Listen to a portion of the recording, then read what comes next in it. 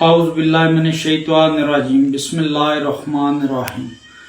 मेरा नाम मोहम्मद शफीक वल्द मोहम्मद असलम अवान मल्ला बाबा लतीफ़ शाह गाजी तहसील खारियाँ ज़िला गुजरात।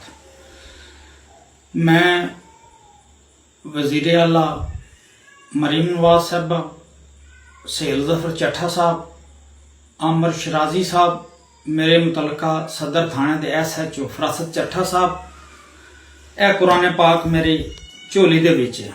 मैं अल्लाह नूं हाज़र नाज़र जान के मेरे 7 बच्चे ने, मैं उन्हां दी कसम खा के कहना, मैं शराब दा काम करदा सां ते पींदा भी सां। CCD दी वजह नाल जनाब मैं अल्फन करानन कहना, डर कह लो, खौफ कह लो, या मैनूं इहदी वजह नाल अपने बच्चों का एहसास आया मैं इस काम की तौबा तैब करना ना करांगा, ना किसी कोलों करावांगा। अल्लाह नूं हाज़र नाज़र जान के मैं कहना, मेरे ते जेड़े हवाई परचे ने मैं उन्हां दा सामना करां दा मैनूं अरसा हो गया। मैं ना अपने घर बच्चों नूं मिल सकना, ना मैं अपने घर जा सकना, पुलिस थी डरते हैं। ये पुलिस नूं पता है मेरे ते जेड़ा मेरा कोई कसूर है वो पुलिस बेहतर जानती है।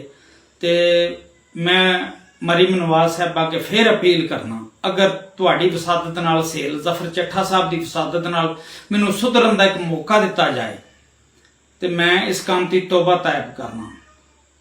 दूसरी यह अल्लाह की किताब है, इनू हाज़र नाज़र जान के भी कहना, कल नूं इसे किताब की वजह नाल मैं कबर च भी हिसाब देना।